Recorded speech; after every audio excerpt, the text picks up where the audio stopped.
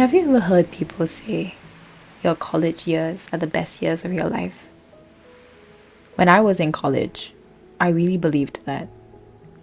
It felt like a time when I had the best of both worlds, when there was independence and freedom and limited responsibility, when there was space to experiment and less urgency to have everything figured out.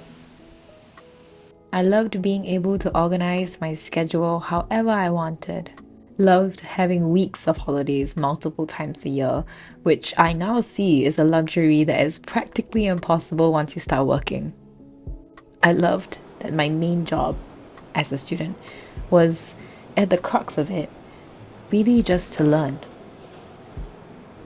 In the months leading up to my graduation, I dreaded losing my freedom. I feared being consumed with work and by adulting responsibilities. I feared no longer having time for play, for people who were important to me, and for personal growth. I did not want to part with the phase of life I was in. I loved the person that I was in school, and I didn't want things to change. But I guess there are two hard truths in life that we must accept. Everything changes, and everything ends. Inevitably, like the seasons, life changes, and so do we. We can't hold on to the highest highs forever, just like how we'll always climb back from the lowest lows. 1 year after I graduated, I decided to return to Yale, one final time, for one final goodbye. For those of you who don't know, I left campus after 2.5 years because of COVID, and I never made it back. My final year at Yale was spent fully remote. I never took any final classes on campus, and I didn't get to graduate in person with my class. So returning was kind of symbolic for me. It was a way to really close that chapter of my life.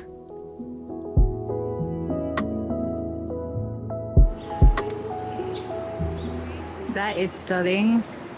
So Sterling Library is the library that I just came from. It's also my favorite library on Yale's campus. It has so many libraries inside the library, like more than, I want to say, like 25 rooms that you can study in. And now I'm walking to somewhere that might look familiar for those of you guys who have watched my other Yale videos.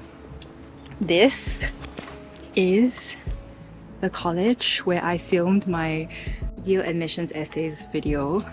I was sitting right there in that courtyard when I was filming that video. Unfortunately, I cannot get in anymore because I'm no longer a student. I managed to get in.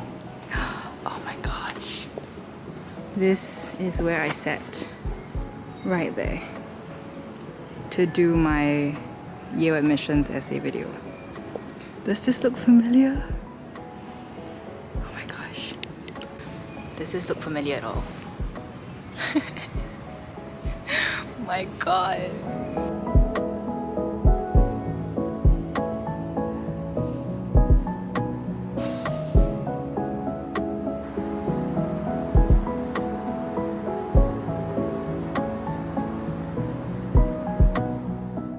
I spent my 2 days there really just walking around campus, visiting the places I used to frequent, meeting professors, doing work in my old favorite study spots, visiting some old classrooms, reliving memories, and just observing the way summer was slowly folding into fall.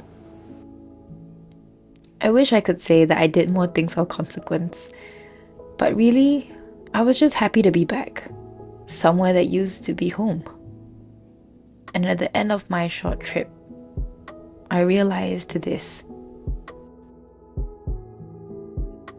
As much as I love this place, as much as this place holds memory for me, it no longer feels like home. I think part of what makes a place home, I realize now, is not just the physical space itself, but the people, right? The communities, your routines, like my classes, my professors, my classmates, the familiar faces that I saw around campus. That is what makes a place home for me. Like the familiarity, carving out your own little space, in a place, like a physical place. And I realize now that Yale doesn't feel like mine anymore. It was just a place where I borrowed for a short couple of years. Like my growth, my journey continues elsewhere. I think coming back made me realize that I'm ready to close this chapter of my life.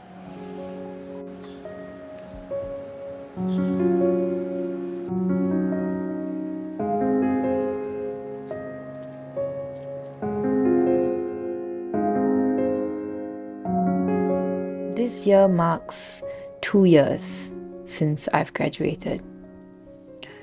Yes, I am no longer a student. I am no longer living abroad. I'm no longer as free as I like to be. Much of my life is structured around work, and time and energy feel more scarce now. But leaving school is really not as bad as I feared it'd be. And the more I look, the more reasons I find to love the life that I have right now.